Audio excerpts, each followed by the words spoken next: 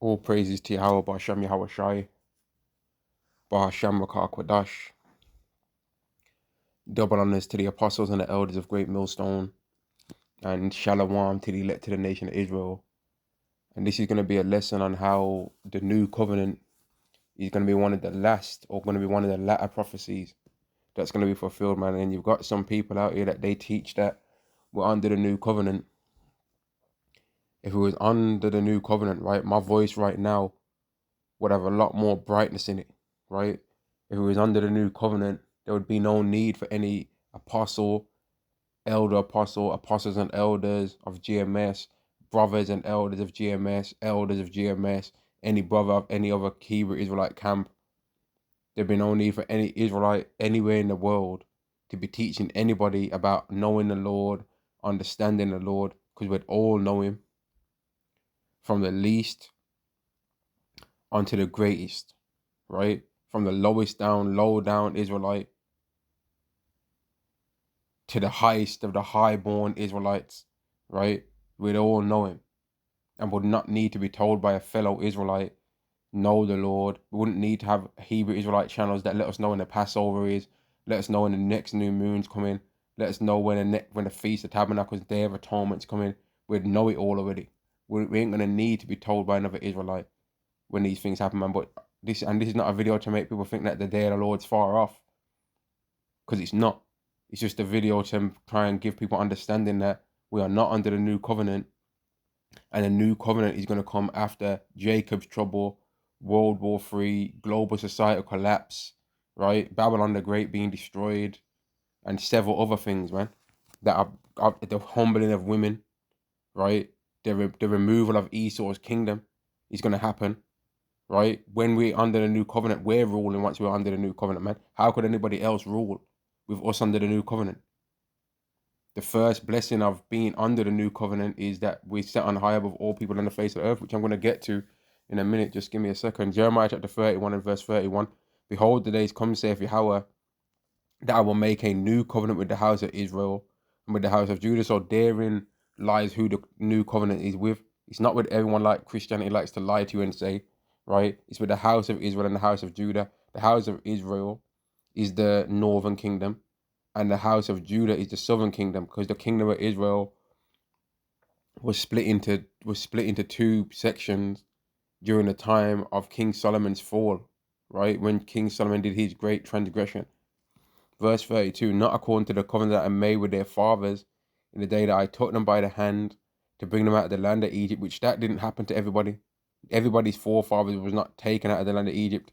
The Hebrew Israelites' forefathers and the Hebrew Israelites themselves, right? The children of Israel, they was predestined to be brought into Egypt and brought out of Egypt before they even existed, right? Before they even existed, such a thing as an Israelite, before Isaac was even born, before even Ishmael was born, which it's got nothing to do with Ishmael anyway, but before Abraham even had any children, the fathers of the children of Israel were both predestined to be going into the captivity and predestined to be going out of the captivity. So all you people that try and make this verse somehow relate to everyone, you're a lying demon, right? And it ain't no nice, kind way for me to word it. You're just a lying scumbag, man. And the fact that you know that you need to lie in order to try and make this verse be about everyone shows that you know that your doctrine's a lie, which makes you even worse, because you're not doing it ignorantly. You're not lying ignorantly. You're lying knowingly. So what kind of person are you? A POS, man. Which my covenant they break, although I was a husband unto them, saith Yahweh. But this shall be the covenant that I'll make with the house of Israel after those days, saith Yahweh. I'll put my law in their inward parts and write it in their hearts, and I will be their God, and they shall be my people, and they shall teach no more every man his neighbor and every man his brother, saying, know the Lord, know Yahweh, for they shall all know me, from the least of them unto the greatest of them, saith Yahweh. For I will forgive their iniquity, and I will remember their sin no more. Now let me read a few more, right? But that just shows that all this talk about the Israelites being cast away and all of that stuff is bullshit, right? The Israelite sins are going to be both forgiven and forgotten, right? It's going to be forgiven and forgotten. We're in this world, when it comes to men, when it comes to women.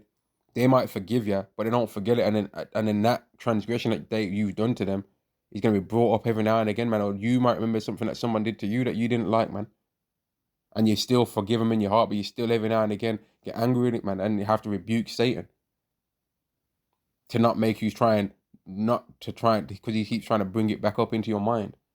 Verse 35. Thus saith Yahweh, which giveth the sun for a light by day, and the ordinances of the moon and of the stars for a light by night, which divideth the sea when the waves thereof roar. Yahweh of hosts is his name. If those ordinances depart from before me, saith Yahweh, then the seed of Israel also shall cease from being a nation before me forever. That ain't gonna happen. Right? That ain't gonna happen, man. That's like saying if pigs fly in the sky, then I'll cast the children of Israel away. They ain't gonna be flying no flying pigs around here, man. That's like someone asks you for some money or something like that. Yeah, can I borrow 100? Oh, yeah, I'll borrow you 100 when pigs fly. Do you know what I mean? I'll borrow you 100 when a cow jumps over the moon. That's when I'll borrow you 100. That's like what Yahweh's saying here. I'll cast away the children of Israel, right? When someone goes out into the earth and searches out the whole heavens of it, and searches out the sea beneath, then I'll cast them away. Verse 37. Thus saith Yahweh, if heaven above can be measured, and the foundation of the earth searched out beneath, I will also cast off all the seed of Israel for what they've done, saith Yahweh. So someone says to Yahweh, cast away the children of Israel, cast them away, because look how wicked they are. And Yahweh responds, okay, I'll cast the children of Israel away. If someone can tell me how wide the earth is, right? How long it is from here to the end of whatever I've made, right? Search out the whole depths of what I've made in creation, right? And also search out the foundations of it. Then I'll cast them away, right? Since you want me to cast them away so badly, then I'll do it. Or it's like me saying to somebody right now, all right, where does it say in the Bible that Esau, I mean, it says in the Bible somewhere that Esau can be saved, right? And I go, yeah, it does. It says in the Bible that Esau can be saved in Revelation, the 37th chapter. That's where it says that Esau can be saved. And someone opens it up and looks and like, hang on, but Revelation's only got 22 chapters exactly. Exactly. There ain't no scripture saying Esau can be saved, right? They ain't one.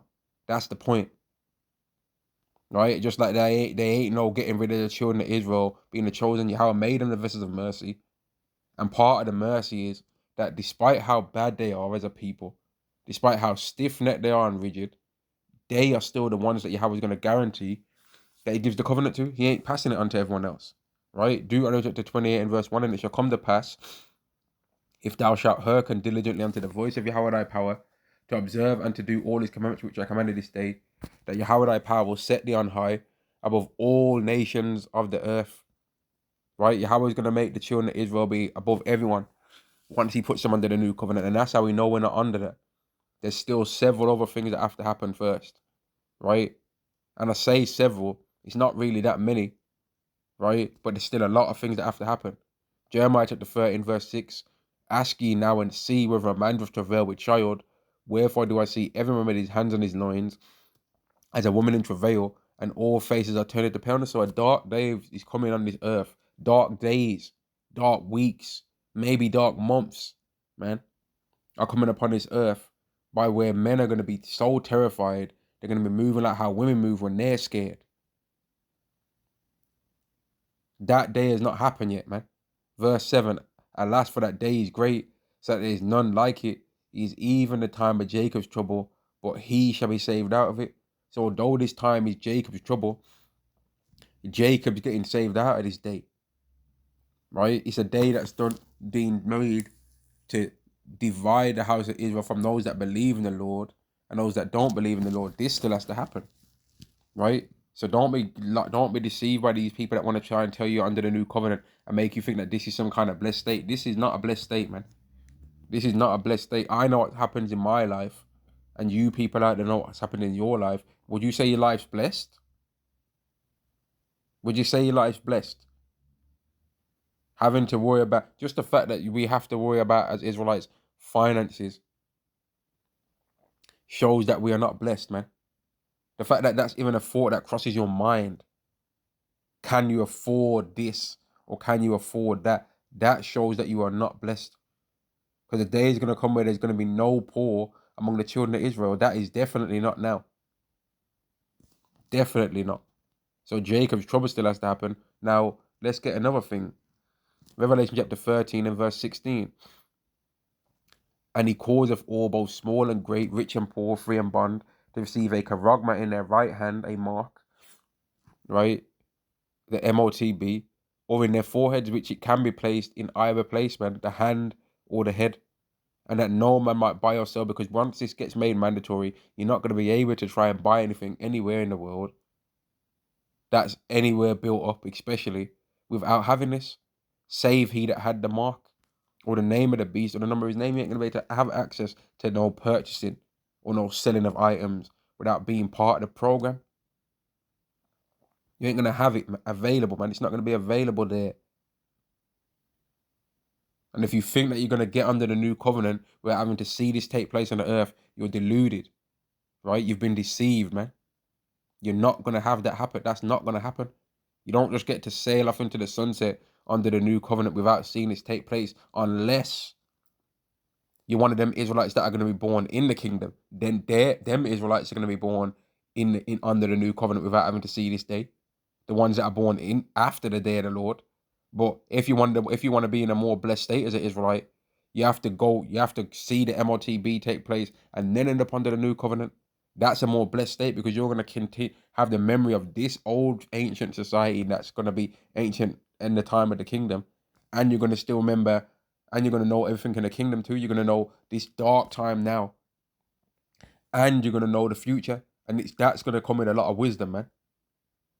To actually have physically been here at that time and then see the beauty of the kingdom and watch as it gradually just gets built up. That's a whole nother level of wisdom that you can't even imagine, man. Just imagine that Adam and Eve lived from the Garden of Eden to now, how much wisdom they would have.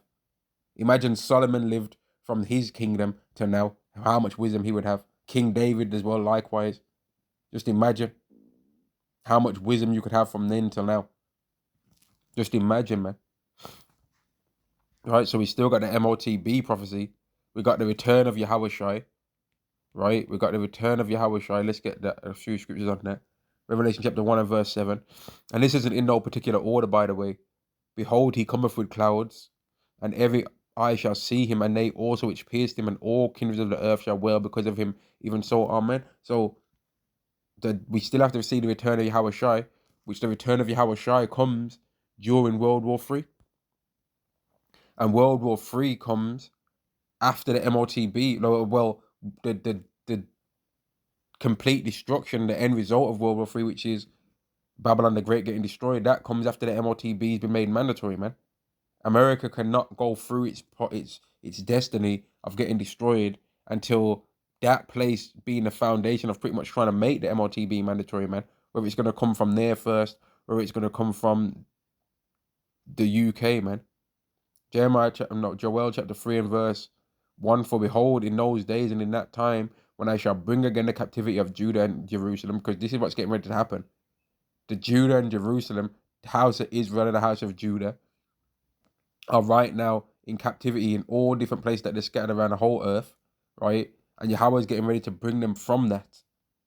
Verse 2, I will also gather all nations and bring them down into the valley of Yehoshaphat, and will plead with them there for my people and for my heritage Israel, because the people have tried to make out like we're so insignificant as so-called black people, Latinos and Native Americans. No, we're highly significant, man. World War III is happening because of us. If you believe this scripture, the reason why all these nations are being brought down into the Middle East is because Yahweh's like, okay, I'm gonna show you that you should have never put my people in captivity. This is going to be part of the process that I'm going to use to release them from your captivity. Because the end result of this is going to be that Babylon the Great, which is been the golden cup that's made all you people think it was a good idea to put my people in captivity. I'm going to destroy it from using this war. I'm going to destroy the place that made you think it was a good idea to do this to these people. And then I'm going to bring my son Yahushai in the midst of that time, and he's going to show you that the children of Israel are very much still the chosen. They're not cast away. They still exist, right? He's going to show you.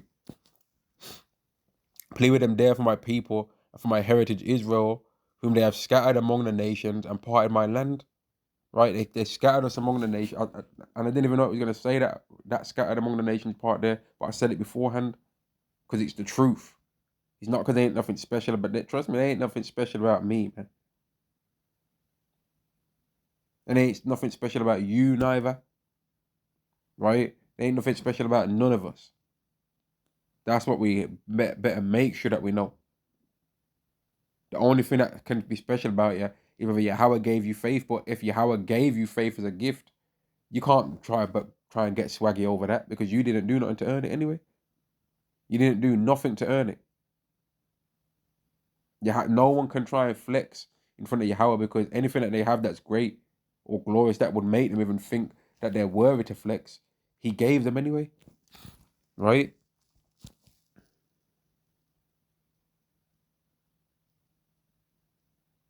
Yeah, that's enough of that. Now, I'm going to go to 2 Ezra 13 as well and show that dark times are going to be what Yahweh Shai is entering the world in. Right? He say, I've come to bring fire upon the earth, and what will I if it already be kindled? 2 Ezra chapter 13 and verse 29. Behold, the days come. So, okay. Behold, the days come when the Most High will begin to deliver them that are upon the earth, and he shall come to the astonishment of them that dwell on the earth, and one shall undertake to fight against another, one city against another, one place against another, one people against another, and one realm against another. That's going to include civil war, race war, world war, and any other type of back and forth dysfunction that you can think among men. And the time shall be when these things shall come to pass, and the sign shall happen which I showed you before, that then shall my son be declared. Yahweh Shai isn't coming when the earth's in no peace, right? He's coming when the earth's in war, right? He's coming when the earth's going off. When it's going to be going off around here, man.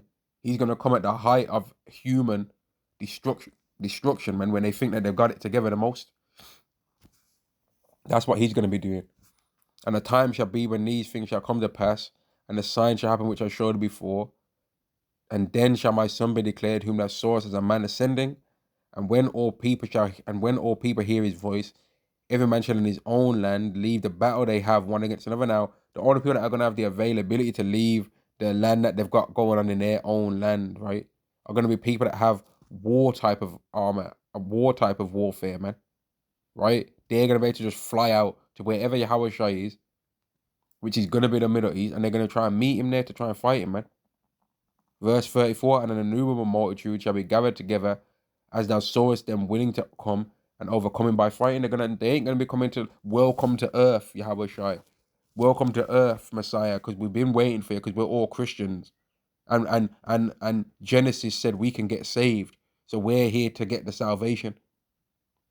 They're coming to try and fight him, man. They ain't coming to try and welcome Yahweh Shai to the earth. They don't want him to come back. You understand that? They're trying to get rid of it, man. All you people trying to lie and make out like they're gonna be happy that Yahweh Shai is coming here. No, they're not, man. They don't want him to come here. You understand that? That vexes their mind to think of Yahweh Shai coming back because they know that they're not supposed to be ruling, but he's gonna take away their rulership, man. So hopefully I prove my point on that we have to go through the return of Yahweh Shai before we end up under the new covenant as well, man. There wouldn't be no need for Yahweh Shai to return, in fact, if it was under the new covenant right now. And what would be the point? Like, what would be the point for Yahweh Shai to return and destroy and take down all these heathens? It would have already been, everything that we was waiting for would have already happened, man. What are we waiting for? To be blessed. Once we're under the new covenant, we're blessed forever. So what would be the need for Yahweh Shai to come back and take down Esau? It would happen from the spiritual realm anyway. If it was under the new covenant, we've ruled before on the earth. During the time of King Solomon and other time, we've ruled before. So it would already take place in the spiritual realm just because we was doing the right thing, man. There'd be no need for Yahweh Shai to return and take Esau down. There'd actually be no need. So all you people like that are unsure, like don't let these people mix your prophecies up, man. Making you think that we can be under the new covenant first. No, we're not. We're under a grace period by where we still have to somewhat try and, to the best of our ability, keep the laws of Yahweh. Because if you're in debt, right, and someone's saying that they're going to pay your debt off for you, it's not a nice thing to start running up the debt worse. What you would want to do is try and decrease the debt to show them, okay, they're actually trying to pay this debt off, trying to reduce this debt to try and save me money.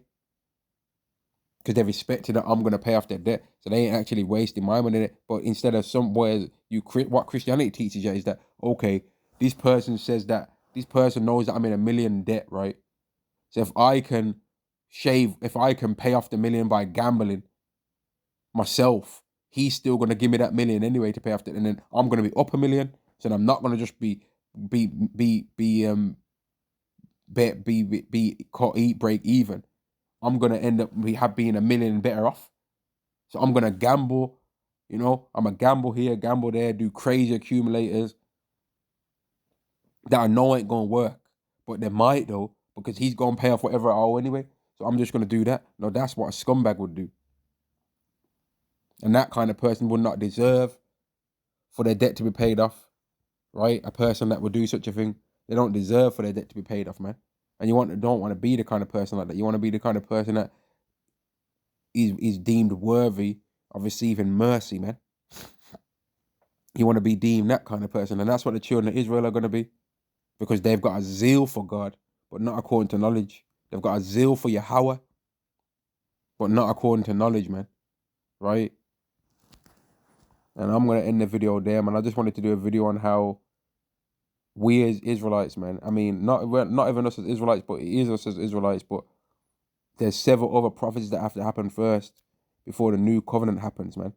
And before I go, let me just quickly go Revelation 18, because the destruction of Babylon the Great also has to happen, man. Let me just go to one scripture quick in this. Revelation chapter 18 and 15. And the merchants of these things which were made rich by her shall stand afar off for fear of her torment, weeping and wailing, saying, Alas, alas, that great city that was clothed in fine linen and purple and scarlet and decked with gold and precious stones. This is America, and pearls. For in 1 hour so great riches is come to naught, and every shipmaster and all the company and ships and sailors and as many as trade by sea stood afar off and cried when they saw the smoke of a burning. They're going to be shedding eye water, man. Saying, what city is like unto this great city? What place could you just go and get 100 different boxes of cereals? 30 different types of Snickers bars, 30 different types of Maltesers, 30 different types of M&Ms, honey buns, a Krispy Kreme burger, every type of food, Brazilian, Chinese, Thai, Vietnamese, Brazilian, steak, Mediterranean, Greek food, all different kind of foods. What place where there's so many celebrities? What place had such nice houses and apartments? What place had a Miami, a Las Vegas, a California, a Hollywood Boulevard? There was no place like this. There's no place like this. Other places have tried to copy it, but there was no place like this great city. And now look at it. America being destroyed has got to happen too, man. Babylon the Great. Because really, it shouldn't be called America. It should be called exactly what it is. Babylon the Great, man. That place has got to be destroyed too before we get the kingdom. And before we get under the new covenant. Because getting a kingdom right now would not even matter without us getting under the new covenant first, man. The new covenant is going to be what's going to make the kingdom be an everlasting one. Right? And that's a point all in itself, man. That the new covenant is going to be what's going to make the kingdom everlasting, because there ain't going to be no sinning from us in that time, man. So therefore, there'll be no need for us to fall. And now I'm going to end the video. Shalom. There's many other prophecies that have to happen, or there's other prophecies that have to happen first before we end up under the new covenant. Shalom.